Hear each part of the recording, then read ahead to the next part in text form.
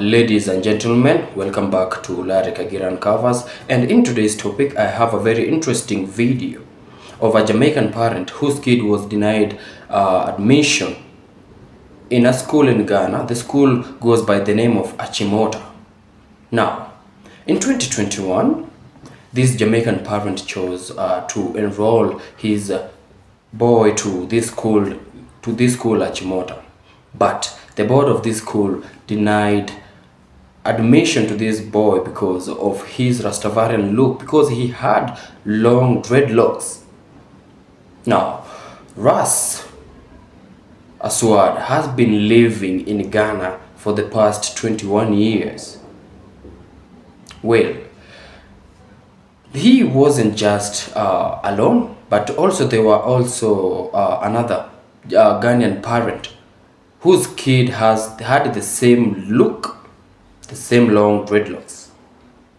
But the school denied them admission just because of that. Now, Ras Aswad did not take this lightly, because clearly it wasn't making sense, and it doesn't make sense. Now, he went ahead and talked to the other Ghanaian parent and told them that he is going to sue, or rather taking this matter to court. Well, the Ghanaian Education Service talked to this school, Achimota, talked to the board of that school, but the board did not listen to them. Now, watch this video whereby these are the parents had to take this school to court, and then I'll be back with more discussion. It's been a stressful past few days for the Nkwabias since their son Oheneba and another Rastafarian boy were refused admission to the school of their dreams. While his mates are in class learning, Oheneba has followed his mother and father to the Ghana Education Service as they negotiate the rest of his educational journey. But what has caused all this drama? His hair. Among the panel for the meeting were the Deputy Director General of the GES and the headmistress of the Achimota School. Entering through this door, it was the hope of the family that an earlier directive from the GES ordering the school to admit the boys with their dreadlocks would be upheld. But that was not the case after about an hour of dialogue. He brought us here to see if we could make a compromise. So he spoke about the rules of the GES, and then she spoke about the rules. The headmistress spoke about the rules of the school. So I asked to speak because he eventually was saying that we should cut the child's locks, and I told him, I said no, categorically no, that's totally impossible. Then he went on to ask the principal, the headmistress, if she would make a compromise with the parent, and she said no. So I told him I'm going to court, because if there is no law in this land, if the school rules is above the Constitution, then let us see what the court has to say. It's a defiance. She outrightly told, I started to laugh, because it was just so funny to see that the headmaster is telling the GES that they are doing whatever they feel like doing. So the GES has no muscle. What is the purpose of the GES if they cannot bring some kind of resolution to this issue? And that's one of the reasons why I didn't take the child to school, because I did not want them to disrespect my child again when we go there and sack him from the school a second time. That is why I didn't go. I wanted to get an official response from the GES before I move in there, and I'm so happy I didn't go in there, because if you look at the faces of these women and their attitude and mannerism, it's not something that is very welcoming. Look at how they walk past here, and look at their attitude when they were in there. They were very arrogant and condescending in there. The mother of his son, Mana Myers, says she is heartbroken by the posture of the school against her boy. Now, before we even continue with the video, well, after this matter was taken to court, it emerged that Ras Aswad and the other parent, they won the case. And now, what really caught my attention is it's not just about Ras Aswad winning the case. It's about how the people of Ghana came out and showed support to Ras Aswad and the other parent.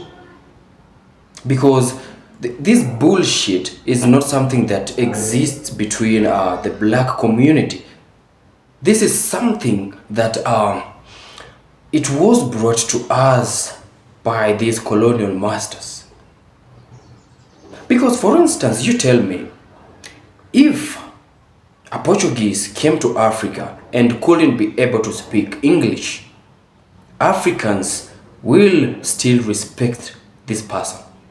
If a person from Germany came to Africa, from Poland, from Netherlands, they came to Africa, but they couldn't speak English, Africans, we respect them. We bow to them. But why is it that when an African cannot speak English fluently, we, as the fellow Africans, we are the first to laugh at them. We are the first to laugh at our fellow African because he cannot speak English.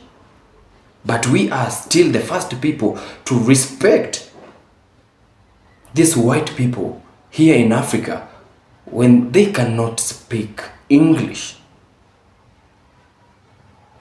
Well, let's watch this video whereby Rasa Sword also became a talk of the town in Ghana. A lot of medias wanted to speak to them. The radio stations, the TV stations, they wanted an interview with Ras Aswad. So watch this video again and then I'll be back with few comments after that.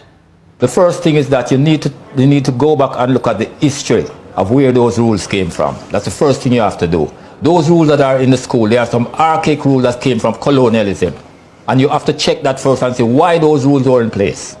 That's the first thing you have to do. When you check those rules, you recognize that those rules were deliberately in place to denigrate Africans. And I'm going to give it to you right now in terms of the history of that.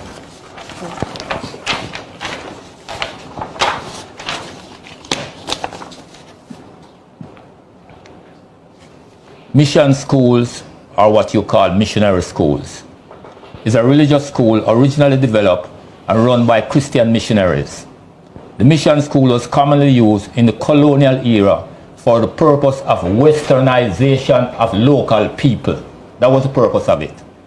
These may be the day schools or residential schools, as in the Canadian Indian residential school system. Then it goes on to say, mission schools were established as early as the 16th century.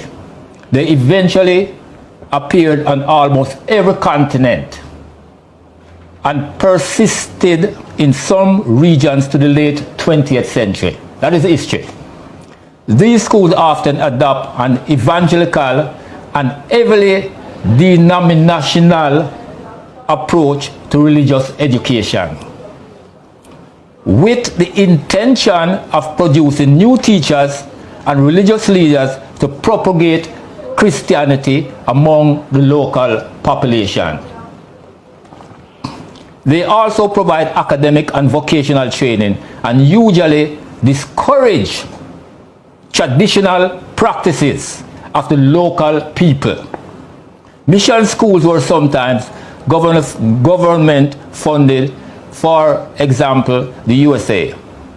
Right? So I'm going to stop right here. This is an old colonial philosophy and practices that was used to oppress African people. What is your thought? You are excited, aren't you? Oh, I am extremely excited because this is what we were expecting from the beginning, that the Constitution would be respected.